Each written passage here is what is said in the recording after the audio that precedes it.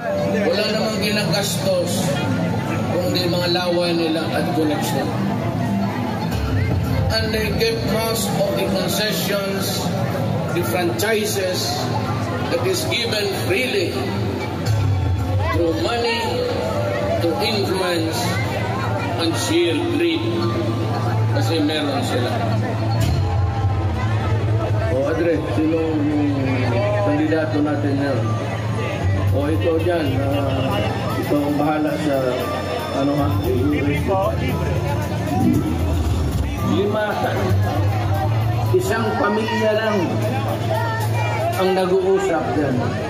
Ganon nilaro nila ang bayan.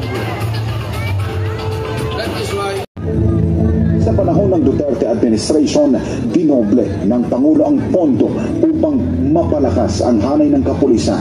Mula 10.7 billion pesos noong Pinoy administration, umabot ito ng 23.3 billion pesos.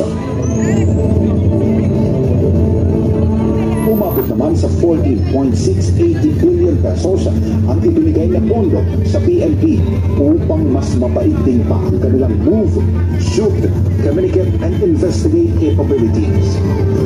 Tulad ng pangako ni Pangulong Duterte sa kanyang pag-upo, tinaasan din ang sahod ng kapulisan. Tinatayang nasa 39 to 100% ang itinaas ng sahod sa iba't ibang ranggo sa PNP. Tumaas ng 123% ang budget para sa pambansang pulisya ngayong 2022 kumpara noong kauupo lang ni Pangulong Duterte. Ng administrasyon, umabot sa halos 70 bilyong piso ang halaga ng iligal na droga ang nakumpiska. Naglunsad ng higit 300,000 anti-illegal drug operations ang PNP kung saan halos 500,000 ang naaresto, kabilang na ang higit 1,300 high-value individuals. Sa tala naman ng PDEA, higit 15,000 high-value targets ang naaresto, kabilang ang mga foreign national, elected officials, uniformed personnel, government employees, at marami. They will also prioritize the rehabilitation of abusers. We will increase the number of residential treatment and rehabilitation facilities in all regions of the country.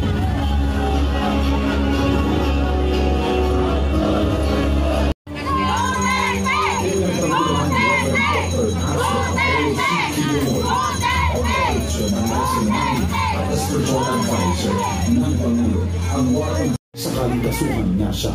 So I do not expect the human rights, I do not expect Obama, I do not expect the EU to understand me. Do not understand me.